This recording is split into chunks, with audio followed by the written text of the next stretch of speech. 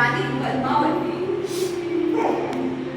लोक कथाओं में उनका वर्णन बुद्धिमान, साहसी और स्वाभिमानी रानी के रूप में मिलता है। वह केवल अपने रूप के लिए नहीं बल्कि अपने साहस और निर्णयों के लिए भी याद की जाती है। राजस्थान की पावन माटी वीरों की पहचान, जिसमें जन्मी पद्मावती बढ़ाया भारत का मान।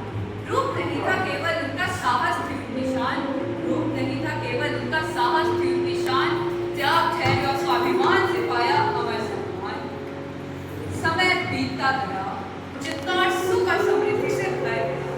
राजा रतन सिंह अपनी प्रजा से बहुत प्रेम करते थे।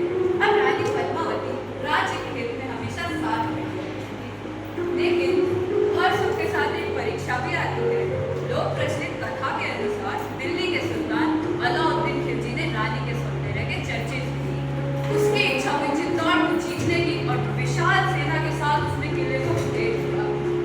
लोक की आंधी जब चली, छा गया अंधियारा, पर चित्तौड़ का हर पत्थर बोला, ना झुकेगा ध्वज हमारा।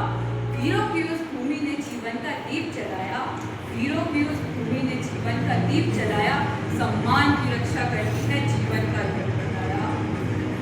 युद्ध शुरू हुआ, तलवारों की टकराहट से धरती कांप उठी। हर राजपूती सैनिक आखिरी सांस तक करते रहे। उनका सिर्फ एक ही संकल्प था कि चित्तौड़ का मान नहीं झुकेगा। तलवारों की टकराहट से गूंजा वीरों का गान, हंसते हंसते दे गए मातृभूमि पर प्राण। जीवन छोटा हो सकता है, छोटा हो अरमान, जीवन छोटा हो सकता है, छोटा हो अरमान, और सबसे ऊंचा रहता है अपना स्वाभिमान। धीरे धीरे युद्ध निर्णायक रूप पर आया। लोक कथा के अनुसार अब रानी समझ चुकी थी कि चित्तौड़ का जीतना। उन्होंने महल की सारी महिलाओं को एकत्र किया। उसके आंखों में आंसू नहीं बल्कि साहस थे।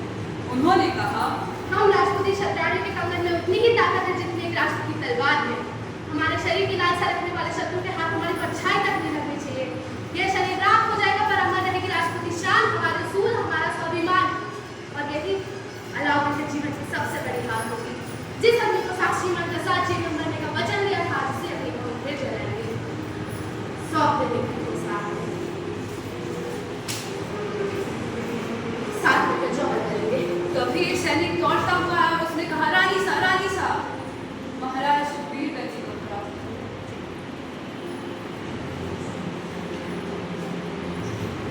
समय आ गया है, गढ़ के दरवाजे बंद कर दो। तब सभी महिलाओं ने अपनी आन मान और सम्मान की रक्षा का संकल्प लिया। लोक कथा के अनुसार उन्होंने जौहर का मार्ग चुना।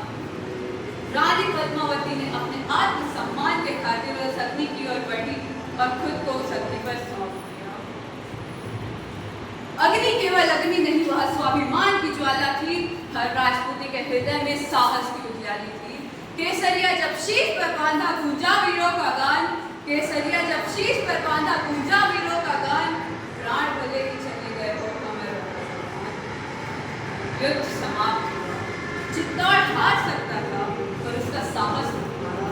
यही कारण है कि आज भी रानी पद्मावती को त्याग, धैर्य और आत्मसम्मान के प्रतीक के रूप में लिया जाता है। सदियां बीते, युग भी बदले, बदला है इंसान, पर अमर रही रानी पद्मावती की साहस है पहचान। नारी केवल कोमलता नहीं, वह शक्ति की पहचान। नारी केवल कोमलता नहीं, वह शक्ति की पहचान। त्याग, धैर्य और स्वाभिमान से बढ़ता देश का मान।